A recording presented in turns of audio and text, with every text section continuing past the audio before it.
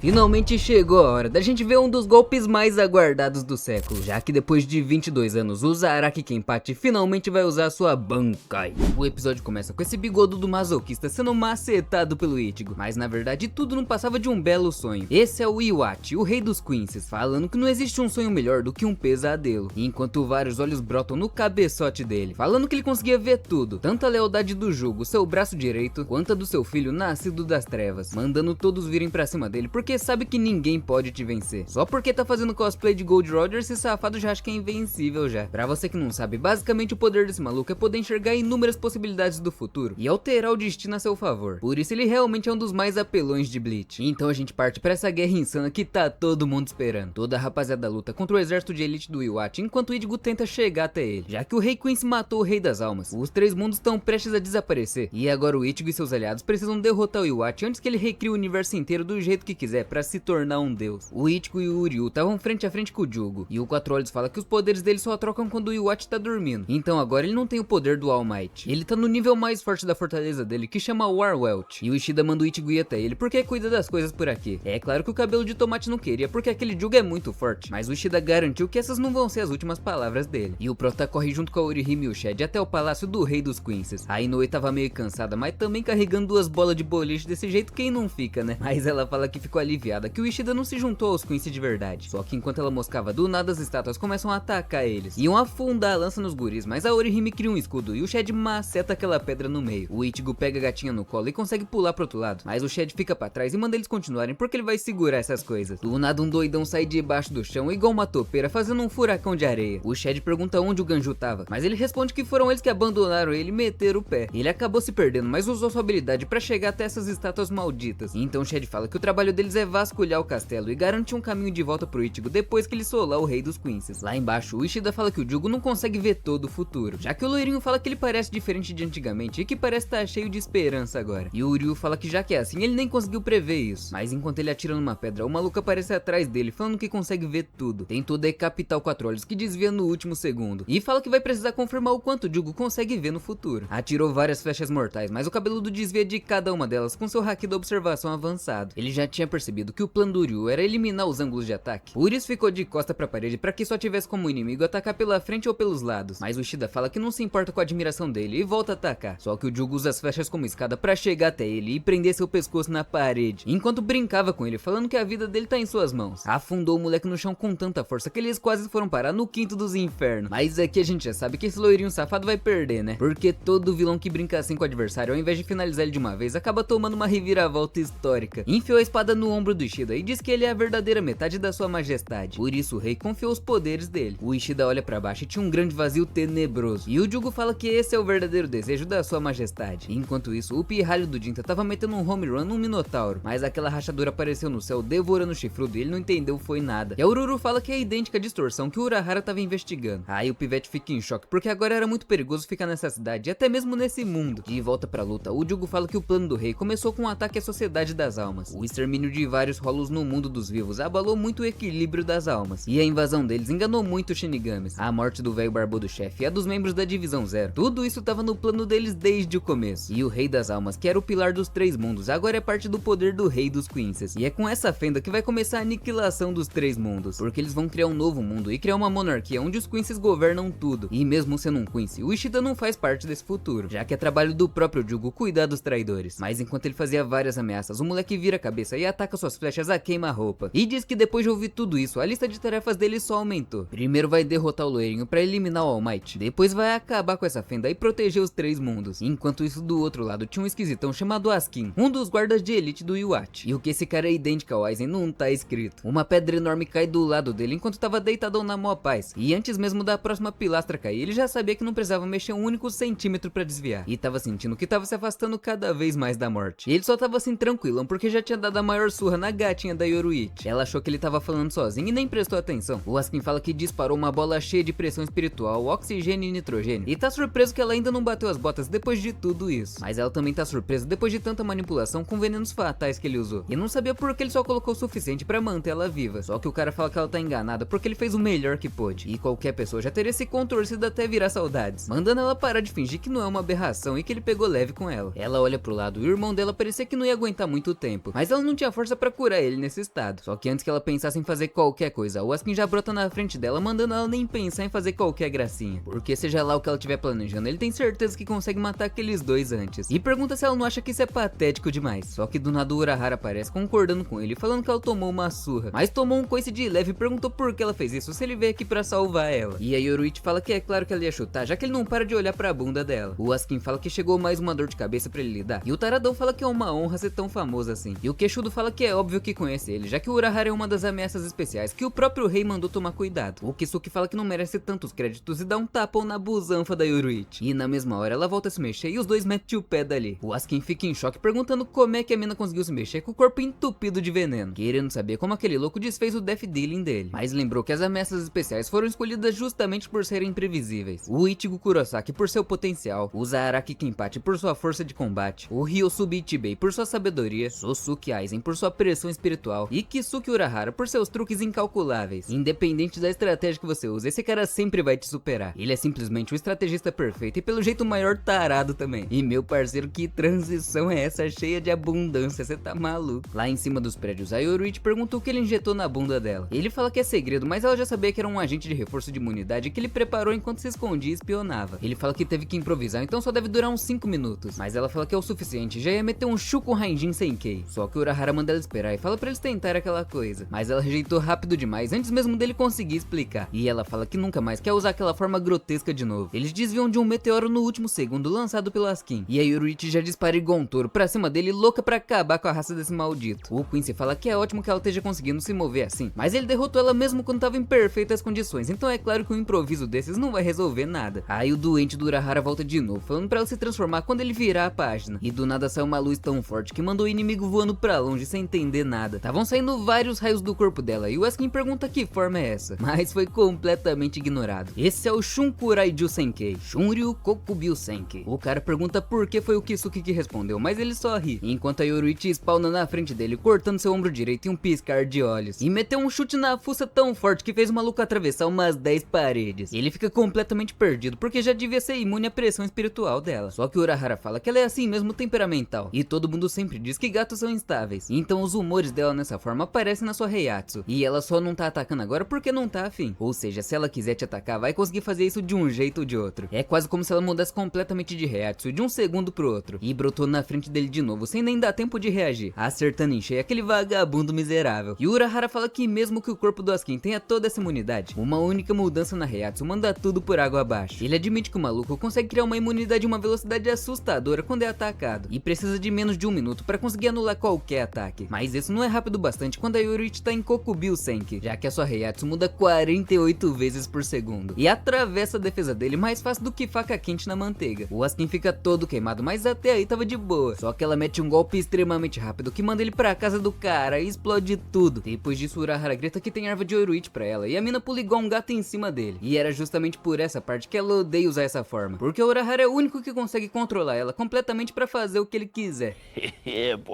Só que do nada ela volta a sentir dor e fica paralisada porque tava quase acabando os 5 minutos, e o reforço imunológico tava prestes a acabar. Ele fala que ela fez um bom trabalho e manda eliminar o veneno do corpo sem pressa. Ele ia procurar o corpo do Askin e garantir que ele foi de Vasco, mas falando no diabo, uma energia roxa insana aparece na frente deles e começa a crescer cada vez mais. Essa era uma bola presente deluxe, o ataque mais poderoso que ele podia criar, e o Askin volta em uma transformação sinistra sem um único arranhão. Essa era sua forma Hashen, perguntando se ele não fica muito descolado nela. O episódio 2 começa em um jardim botânico com mais mato que o matagal, e a Orihime falando que aquela flor lembra o Ichigo, mas a Tatsuki fala que aquela tava muito vermelha pro cabeça de cenoura, e mandou ela parar de pensar no namoradinho dela porque eles têm mais coisa pra ver ainda. Mas a Ruivinha ainda para e pensa que o coração do Kurosaki deve ser da cor daquela planta, já que ele é quente, gentil e gostosão. Só tá faltando ela pedir pra ele botar ela na chapa de uma vez. De volta pra guerra, o Askin tinha evoluído ainda mais, e agora ele conseguia provar as 48 variações da Heiatsu da Yoruichi em um único segundo. Então se ele aguentar o ataque dela por 1 segundo na sua forma Volstaging, vai ser infectado 48 vezes. E tudo que ele vai precisar é de tempo pra analisar aquela Heiatsu e se tornar completamente imune a ela. O Urahara tenta pegar alguma coisa, mas é impedido. Um cosplay de Aizen falando que mesmo que ele consiga aumentar mais ainda as 48 variações por segundo, não vai adiantar. E o imbecil começa a explicar as capacidades do seu Volstaging. O Hashen se adapta às mudanças de um veneno. Se a base for a mesma, o Hashen pode produzir imunidade contra ele na mesma hora. Ou seja, agora a Yoruichi pode mudar a sua Heiatsu até 1 milhão de vezes por segundo. Mas como o corpo dela é o mesmo, o Topetudo ainda vai fabricar imunidade contra ela. dela. E ele fala que a partir de agora eles não vão conseguir arrancar nenhum único fio de cabelo dele, principalmente com a gatinha caída no chão depois de acabar o efeito do antídoto. Então pergunta pro Urahara se é a primeira vez que ele é superado desse jeito e manda várias bolas roxas que se conectam no céu e conta que é impossível fugir desse Gift Barrite. Então o Urahara fala que ele não quer mesmo que eles saiam dali, como se não soubesse que eles são inimigos, mas joga na cara que o Askin não parece alguém que age por lealdade. O cabelo lambido fica ofendido, mas fala que é verdade, porque ele só tem o mesmo interesse que o rei de destruir os 3 mundos, e o Iwatch é realmente o único capaz disso. Pergunta se o Urahara não tem interesse em saber como é o mundo que a majestade vai criar depois de destruir os 3 mundos, mas na mesma hora o Kisuke brota na frente dele e puxa sua espada tão rápido que quase degola o vagabundo, que fica surpreso dele ainda conseguir se mexer tão rápido dentro do Gift Barrite. O espadachim fala que talvez o Capitão Mayuri pudesse se interessar nesse papinho de psicopata, mas nem ele, que é louco, vai gostar de ver o que o doente do Iwatch vai criar, já que se ele quer ver algo novo que ninguém jamais viu, tem que fazer com as suas próprias mãos. O Askin abre um sorrisão falando que gostou da resposta, mas ainda quer ver a versão da sua majestade, e manda um Gift Ring que desaparece, mas surge dentro do olho do Urahara. Essa é a carta na manga dele que ele usa contra oponentes tão fortes que nem o Death Dealing dá conta, já que esse poder concentra o próprio Death Dealing em um único ponto praticamente impossível de desviar. E o corno fala que se ele tá sofrendo agora é culpa dele por ser forte demais, já que se fosse um fracote qualquer seria eliminado sem sentir tanta dor. E fala pro Urahara que a única forma de matar ele agora vai ser destruindo cada um dos seus órgãos. E meu parceiro, se prepara, porque agora vê o momento que todo fã de Bleach esperou a vida inteira pra ver. Assim como Shanks só foi mostrar sua verdadeira força depois de 25 anos em One Piece, depois de 22 anos esse chapeleiro vai mostrar sua arma mais forte. Percebeu que o Askin realmente estava se dedicando pra te matar, e não tem outra escolha a não ser usar sua Bankai. O Topetudo entra em choque na hora, porque uma sombra misteriosa aparece, e de dentro dela sai uma geisha gigante se arrastando no chão.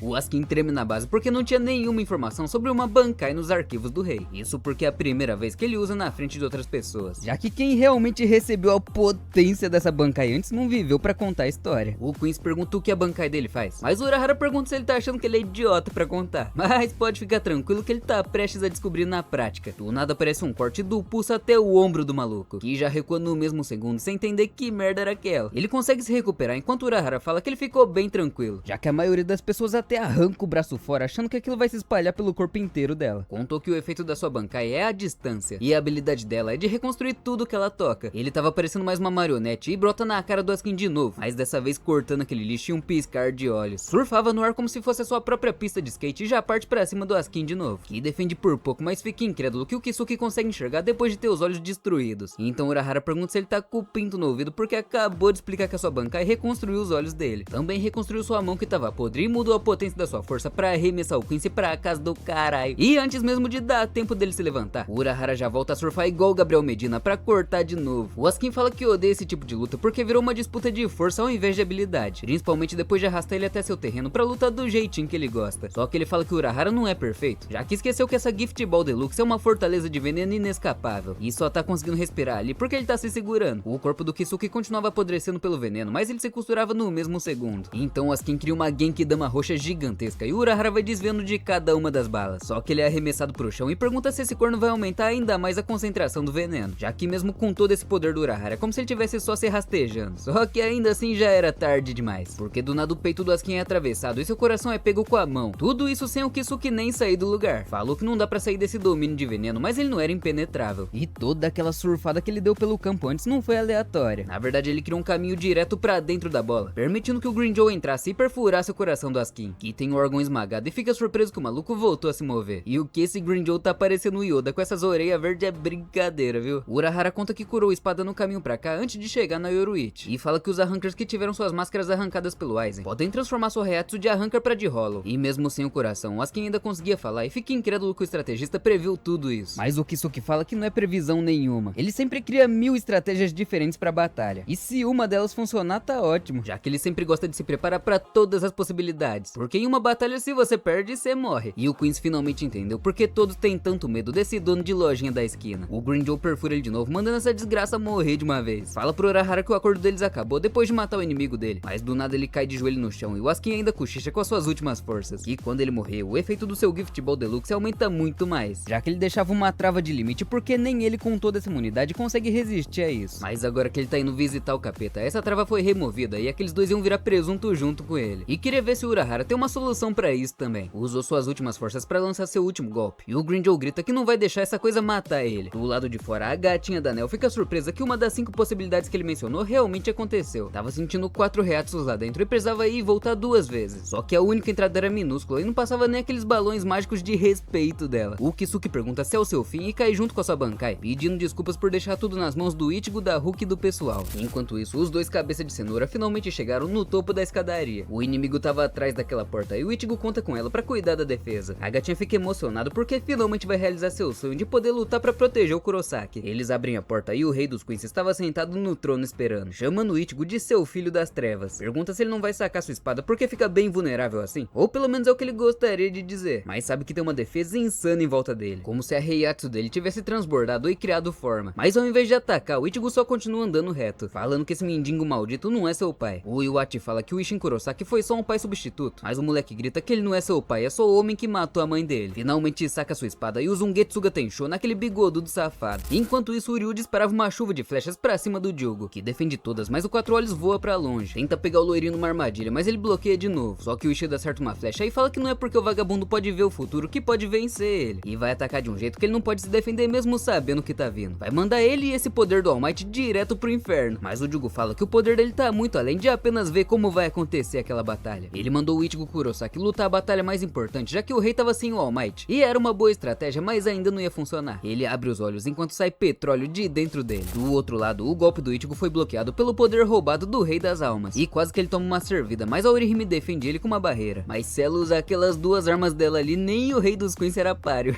A barreira foi quebrada facilmente e o Ichigo puxa sua outra espada pra ir pra cima. O Iwate fala que a mãe dele morreu como deveria, já que deu a luz ao moleque e viveu pelo Rei dos Queens. Então com certeza não poderia desejar felicidade maior. Mas o Ichigo fica com tanta raiva que se descuida e é arremessado pra longe. A Orihime corre até ele depois de cair no chão igual bosta. E o bigodudo se levanta perguntando se já pode ligar o monitor pra começar a jogar sério. O Jugo fala pro Ishida que foi uma escolha inteligente focar o All Might, mas foi muita burrice achar que podiam derrotar o rei só por ele estar sem esse poder. Usou o All Might e foi cercado por uma névoa negra, falando que o desespero começa agora. E o mesmo valia pro outro lado. O Ichigo corre pra cima igual um búfalo sem se preocupar com nada. E o rei pergunta por que ele trouxe aquela bonequinha pra batalha de pai e filho deles. Manda ele não ser tão impaciente e atinge ele por baixo com a sua névoa negra, falando que o prota vai ser consumido por ele. Mas não tem graça se ele correr direto pra morte desse jeito. Perguntando se ele faz ideia de quanto tempo levou e quantos milagres ele precisou pra criar ele. E manda o Ichigo morrer depois de gastar todo o seu poder. Quando o Ichigo ia ser devorado pela escuridão, a Orihime usa um Santa Queixum pra defender ele. Mas ele manda ela se colocar no seu lugar e manda a coitada voando pra longe. Quebra a barreira dela no ar e faz ela se debater de um lado pro outro igual uma bola de ping-pong. O bigodudo fala que os mesmos poderes que fluem no Ichigo também fluem nele. Por isso ela aceita os ataques dele inconscientemente. Mas quando ela ia ser atingida, o prota entra na frente e toma o golpe. A Orihime ainda usa sua barreira pra amortecer a queda, mas ele cai com o bundão na cara dela. Como ele queria que fosse ao contrário.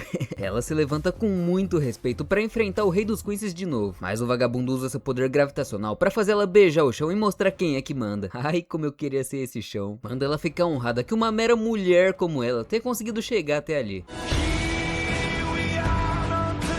Só que mesmo também sofrendo aquela magia gravitacional, ela cria uma barreira só em volta do Ichigo, falando que não vai deixar machucar ele. E dessa vez ela realmente consegue rejeitar todo aquele poder e mandar de volta pro espaço. O cabelo de cenoura já aproveita a chance e mete um Getsuga Tensho que é bloqueado facilmente pelo Yurrabarra. O prota fala que vai fatiar ele no meio, mas o bigodudo conta que se ele fizer isso é a mesma coisa que destruir o mundo, porque nessa altura do campeonato ele já se tornou o próprio mundo. E enquanto isso, lá na luta de Queens, o Jugo fala que enquanto tiver os poderes do rei ele pode fazer qualquer coisa, e manda o Ishida sobreviver a essa bomba se for homem de verdade. O Quatro Olhos cria uma barreira pra se defender, enquanto o loirinho fala que esse estilo de luta dele é uma vergonha, e disse a mesma coisa que o Ichigo acabou de ouvir, que derrotar a majestade que se uniu com o Rei das Almas seria a mesma coisa que condenar esse mundo ao fim. Chicoteou o Ryu até quebrar sua barreira e perfurou ele com seus espinhos negros, mas o moleque se levanta rindo, falando que sabe muito bem de tudo isso, mas também sabe que o Ichigo diria que vai derrotar aquele verme do mesmo jeito, e foi exatamente isso que ele falou pro bigodudo. Diz que ele conhece as pessoas que sempre protegeram esse mundo, e que esse lixo tá pisoteando exatamente tudo aquilo que ele sempre protegeram. Tem muitas pessoas que ele quer proteger, e se pra isso ele tiver que destruir o mundo, que assim seja. Usa um Getsuga Judisho tenebroso, mas nem isso funcionou. O rei fala que mesmo o Ichigo sendo burro, ainda consegue entender a verdade inconscientemente, e é por isso que hesita em derrotar ele. Diz que o plano do Ichibe tá correndo exatamente como ele queria. Ele deu as memórias do Rei das Almas pro Ichigo pra ver se ele era digno de existir, e perguntou se o moleque pelo menos sabe por que ele tem todos esses poderes, de humano, Shinigami, Fullbringer, Quincy e Hollow. Diz que ele veste preto porque é a cor do caos, e o caos é a Heiatsu do Rei das Almas. E quem controla esse poder negro é o próprio Ichibe. Fala que ele tem certeza que o Ichibe mandou ele proteger o Rei das Almas. E na mesma hora o Ichigo lembra de todas as falas duvidosas que esse careca barbudo falou. E então o Rei dos Quinces conta que o verdadeiro objetivo do Ichibe é transformar o Ichigo no próximo Rei das Almas. Uma figura simbólica que ia servir só para seu equilíbrio entre os três mundos. Praticamente um amuleto sem vontade própria. Essa é a visão de paz do careca. Mas pro Ichigo isso seria praticamente a morte. Só que depois de ouvir tudo isso, tanto o Ichigo quanto o Ishida perguntam qual é o problema. E daí se ele se tornar o Rei das Almas? Porque se não derrotar esse maldito rei agora, não vai ter mais nada pra proteger. Rushou pra cima do Yurabara e meteu um corte no ombro esquerdo dele. E enquanto isso, os Vizers estavam se tremendo todo com a força daquele He-Man, que perguntava se esse é todo o poder dos capitães das 13 divisões. Disse que mal conseguia sentir aquela Heiatsu fraca deles, e que esmagar eles vai ser como pisar em formigas na areia. A Hiyori chama ele de careca e falou que não tá nem aí pra esse milagre dele. Mas ele fala que tem mais cabelo do que ela e desfaz o golpe com um estalar de dedos. Mas o Shinji aparece usando um Sakanagi que deixa tudo de cabeça pra baixo. E pula nele igual o Levi, cortando a nuca de um titã bestial. Todo mundo aproveita a brecha pra atacar aquele Golias com tudo. Os Vizers usam seus ataques mais fortes que explodem na cara dele, mas não causou nenhum arranhão naquele maníaco que já correu pra dar uma muquetada e mandar eles pra longe. Diz que desse jeito as coisas nunca vão acabar, então queria era destruir tudo de uma vez. Mas o Toshiro aparece farmando aura e congelando o braço inteiro daquele gigante, falando que não pode deixar ele destruir tudo e mandando ele ficar ali congelado pra sempre. Ele se apresenta como capitão da 10ª divisão das 13 divisões de guarda da corte. E o Stern Rider também se apresenta como Gerard Valkyrie da guarda real. Destruiu aquele gelo e já partiu pra esmagar aquele pivete. Mas o cosplay do Killua fala que não veio aqui pra fazer amizades. E na mesma hora já usa sua Bankai, que dessa vez congela o corpo inteiro do gigante em um piscar de olhos. Enquanto isso lá no Palácio Real, depois de ter o ombro cortado, o Yurabara fala que essa foi uma resposta muito infantil. Se regenerou na mesma hora e macetou Ichigo com tudo na parede, falando que é dever do pai educar seu filho. Mas o cabelo de cenoura dispara mais uma vez. Mesmo sendo rebatido toda hora, ele continuava voltando sem desistir. E os dois estavam tão rápidos que o Orihime nem conseguia acompanhar pra dar sua barreira. O Rei Quincy lança uma chuva de lâminas negras e o Prota fatia cada uma delas. A Ruivinha tenta segurar a capa dele pedindo pra esperar, mas tomou um olhar do anjo caído e foi completamente ignorada. O Yurabara pergunta por que ele tá correndo direto pra morte e por que não mostra logo todo o seu poder. Por acaso tá com medo que ele tome seu poder assim que for usado, mas falou que se o Ichigo não levar essa luta a sério ele vai morrer e toda a Soul Society e o mundo dos humanos vão estar condenados. A Orihime cria uma barreira de regeneração e até o bigodudo fala que ela tá dizendo pra ele curar os ferimentos antes de partir igual um búfalo. E mais uma vez mandou ele lutar e morrer usando todo o seu verdadeiro poder. O poder na lâmina do Ichigo começa a se dissipar e o bigodudo manda outra chuva de lâminas pra cima dele. Mas a Inoue entra na frente e tanca todo o golpe com outra barreira. Diz que quando segurou a capa dele não viu o rosto de alguém que tinha perdido o controle. Era tudo um plano dele pra acordar um certo alguém. Na verdade a espada dele não tava perdendo seus poderes, tava despertando uma espada branca em chamas. Essa é a sua transformação Horn of Salvation, uma forma híbrida que ele manifesta o seu poder de Hollow junto com o de Shinigami. Enquanto isso lá embaixo, o Toshiro ia dar o golpe final, mas o Gerard consegue se soltar de todo aquele gelo, falando que vai fazer geladinho de ninho com Nutella desse moleque exibido. Por sorte o Byakuya tava esperto e conseguiu proteger as costas do Jack Frost. E falam que pelo tamanho desse gigante não deve ser covardia eles lutarem 2 contra 1. Os dois começam a discutir do nada enquanto o He-Man corria pra cima deles, mas do nada o seu braço é fatiado e Zaraki Kenpachi aparece perguntando como um bando de capitães de divisões estão sendo amassados por esse fracote. Só que esse corte todo só deixou o maluco ainda mais forte, porque a mão dele se regenera e fica mais poderosa do que antes. O Zaraki acha isso divertido e queria ver o que ia acontecer se cortar ele em pedacinhos, mas o Toshiro chama ele de idiota e bloqueia o golpe, porque se ele fizer isso, o maluco vai ficar praticamente imortal. Sem contar que se um gigante desse tamanho for destruído em pedaços, vai ser como uma chuva de meteoros que vai destruir o Seireitei inteiro. O Gerard aproveita que eles estão discutindo de novo pra pisar neles igual uma formiga, mas o Kenpachi é tão forte que levanta aquele maluco e desequilibra ele, fazendo ele cair de bunda no chão. Fala que já que é assim é só cortar a cabeça dele fora que tá tudo certo, mas tomou uma escudada na boca e foi mandado voando pra casa do carai. O Golias fala que esse aí é forte e pela primeira vez vai começar a lutar a sério, porque até agora ele tava usando só as suas mãos, mas ele é digno de virar ferrugem na sua Hofnang. O Zaraki fala que com esse escudo duro e essa pele resistente, esse cara é o saco de pancadas perfeito pra ele. Usou sua Nozarashi e até o Toshiro fica em choque, perguntando quando ele aprendeu a usar Shikai. Só com a sua espada ele bloqueia aquele gigante maldito e repele ele pra longe, mas a Rapunzel chama ele de idiota por ter lascado sua espada. Na mesma hora a barriga do Zaraki é cortada como se tivesse batido em um boneco de voodoo. Mesmo depois disso os dois capitães imbecis fazem a mesma coisa e deixam 2 lascas na espada, cortando eles igual presunto. E o Gerard fala que o seu poder é um Miracle, que transforma os desejos das pessoas em realidade. Seu corpo indestrutível aumenta com medo das pessoas, e a Hofnang é forjada das esperanças delas. Por isso quando ela se quebra só resta o desespero, e começa a rachar o bico enquanto ele sozinho tava dando uma surra em 3 dos capitães mais fortes de toda a Sociedade das Almas. Enquanto isso no QG de operações dos Shinigamis começou um terremoto, e esse calvo fala que provavelmente o poder do capitão Ukitake tá enfraquecendo, e se isso continuasse, os três mundos vão deixar de existir. Lá na guerra, o Gerard pergunta se o Zaraki deseja tanto assim o desespero, porque o milagre dele transforma os desejos das pessoas em realidade. E enquanto ele se gabava pro país inteiro ouvir, o Kenpachi soltava suco de morango pela boca. O Toshiro fala que esse monstro tem uma habilidade que não faz nenhum sentido, mas o Zaraki fala que é só matar ele sem quebrar a desgraça da espada que tá tudo certo, xingando ele de ingênuo por dar a resposta que eles procuravam. Mas o He-Man fala que só contou pra dar uma chance pra esses vermes miseráveis, e parecia que aqueles dois idiotas até dividiam o mesmo cérebro. O gigante afunda a espada no chão enquanto o Zaraki tenta cortar ele, mas é arremessado pra longe, e volta rindo com os dois se elogiando que o inimigo é mais rápido do que esperavam. O menino Picolé tenta pegar o Gerard pelas costas, mas antes do cara conseguir se defender, o próprio Zaraki rebate o Shinigami, mandando ele não se meter na luta dele. E o Byakuya manda deixar pra lá porque não dá pra convencer alguém que não tem cérebro. Só que o Toshiro fala que nem o Kenpachi pode solar um cara como esse. Ele até já tirou o tapa-olho porque sabe que tem que usar todo o seu poder. Diz que vai achar uma chance pra congelar aquele gigante, então o cabeludo devia usar Senbon Sakura pra pulverizar ele. Lá em cima a luta dos dois maníacos continuava, mas só o Zaraki era atingido, enquanto o Gerard ria porque sabe que é impossível lutar contra ele sem lascar sua espada, já que elas se lascam naturalmente em uma luta e o desespero vai ser gravado no corpo dele. E diz que a determinação dele não vai ser o suficiente pra igualar a diferença de poder entre eles. Os outros dois capitães tentam botar o plano em ação, mas o gigante percebe na hora que estavam tentando pegar ele desprevenido, gritando que ele é o maior, mais forte e mais rápido dos Quincy's, um guerreiro com a tromba de 5 metros. E enquanto o Kenpachi estava estirado no chão, lembrava da Yatiro mandando ele levantar, falando que se ele usar ela direito não tem ninguém que ele não possa cortar. A mão dele começa a brilhar enquanto ela fala que o nome desse poder é Bankai. Uma energia simplesmente monstruosa explode tudo ao redor, e nem os capitães estavam aguentando. E aquela com certeza era a Reiatsu do Zaraki, só que 1000 vezes mais forte. Ele se transforma em um demônio de pele vermelha e todo mundo fica em choque, menos o Gerard, que fica decepcionado, achando que aquela luz toda seria a Bankai dele, mas é só uma lâmina quebrada de um cosplay de Satanás, falando que tá decepcionado e nem quer mais usar sua Hoffnang contra uma lâmina quebrada, então vai pulverizar ele na base da porrada. Mas o Zaraki simplesmente morde a mão dele e arranca o braço inteiro daquele maluco. Jorra tanto sangue que parecia uma cachoeira. O braço do Zé Pequeno já se recuperava enquanto ele falava que era inútil, mas o capitão brota na cara dele, fatiando a testa dele e o escudo no meio, pega impulso numa pedra e dispara com uma cabeçada no queixo que manda o vagabundo pra tão longe que ele quase cai no void. Mas é claro que ele tira poder da bunda e simplesmente nascem asas nas costas dele, que tava incrédulo que um mero Shinigami tá levando ele ao limite, e com esse próximo ataque vai pulverizar esses malditos até virar cinzas. Mas sem a menor dificuldade, o Zaraki fatia aquele lixo em 2 pedaços, fazendo ele cair no chão igual bosta. Todos os Shinigamis ficam incrédulos, e o Shinji pede pra Momo cuidar do range da Rukia, que tava um só o bagaço. O Hitsugaya tenta falar com aquela aberração, mas o Byakuya acha melhor nem chegar perto, já que só o olhar no rosto dele já mostra que vai ser mais difícil que o normal se aproximar daquele bicho, e começa a gritar igual um Saiyajin, enquanto o Gerard se regenera completamente em alguns segundos. O coração dele, que tinha sido destruído, se curou totalmente junto do seu corpo. O Zaraki já dispara pra cortar ele, mas o gigante manda um laser que desvia ele no caminho. O Seireitei começa a ser destruído, e os tenentes iam cair no vazio se o Toshiro não pegasse eles com seu caminho de gelo. Mas o grandão nem dá tempo deles respirar e já ataca de novo. Só que dessa vez ele fala que seu nome é Ashtonig, o nobre guerreiro de Deus. O Kenpachi desvia da espada dele e corre pelo seu braço pra tentar cortar o pescoço, mas não deixou nem um arranhão. Do nada seu braço direito é arrancado, e aí a Tiro pede desculpas porque liberou poder demais e o corpo dele não aguentou. O cabeludo esmaga ele no chão e fica puto que o Toshiro ainda tá respirando. Taca ele pra longe, mas o Byakuya amortece o impacto com seu poder e fala pro Geladinho desativar sua Bankai. Ele já tava no seu limite e as pétalas de gelo estavam quase acabando, só que ele nunca falou que seu poder acaba quando isso acontece. Na verdade, quando a última pétala cai, o Daiguren Hyorinmaru finalmente fica completo, e aquele pirralho se transforma em um adulto saradão. O Gerard fica confuso porque achou que o Jack Frost ali já tinha usado sua Bankai. Queria saber como ele mudou de forma de novo, mas na verdade não importa, porque essa nova forma deixa ele um pouco mais digno do que antes. Afundou a espada em um prédio que, se pega, era papo de caixão, e depois arremessa seu escudo com toda a força. Mas o capitão congela no ar e mandando arremessar esse trombolho, porque se cair no Seireitei vai ser um desastre. Fatiou a espada do gigante no meio, e ele pergunta se o idiota já esqueceu o que aconteceu quando danifica sua Hoffnang. Mas o Toshiro interrompe, falando que se ela for congelada, toda a matéria deixa de funcionar, e toda a esperança desse lixo já era também. Mas ele não se abala e fala que já que é assim, vai esmagar ele com uma torrente de poder, um arco Quincy sem nenhum poder sobrenatural. Mas o Hitsugaya fala que essa decisão veio tarde demais e congela completamente o seu corpo, porque isso congela água, terra, fogo e ar. E se ele tivesse disparado a flecha Quincy uns 3 passos atrás, talvez tivesse chance de acertar ele. Mas o He-Man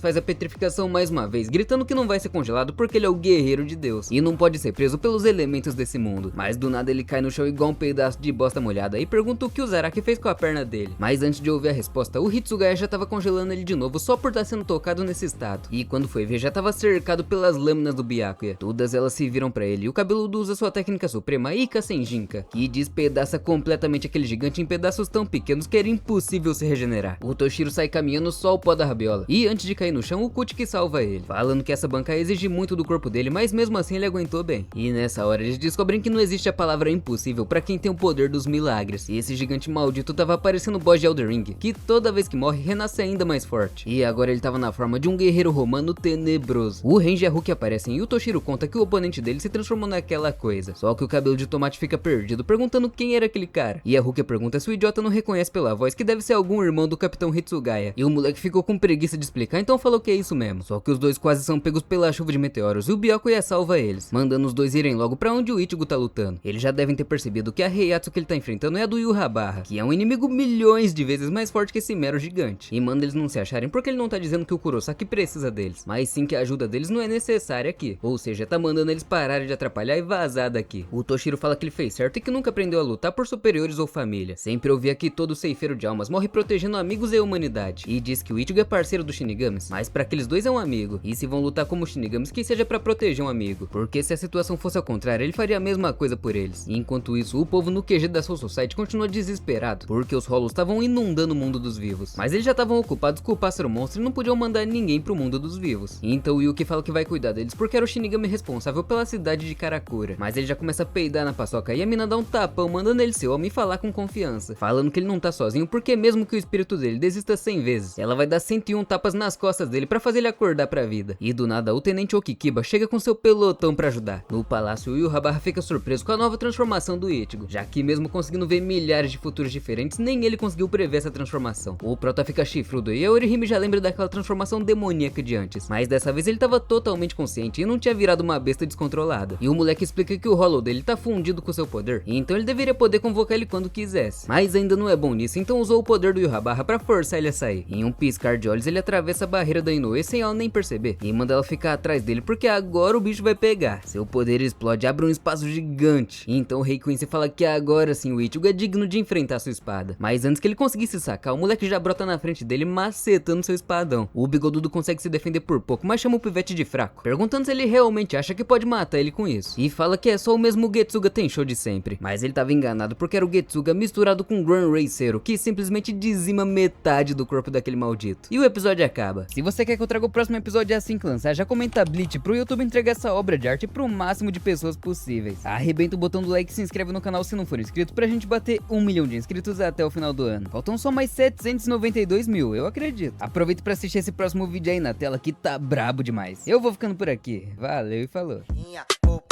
Ela rebola na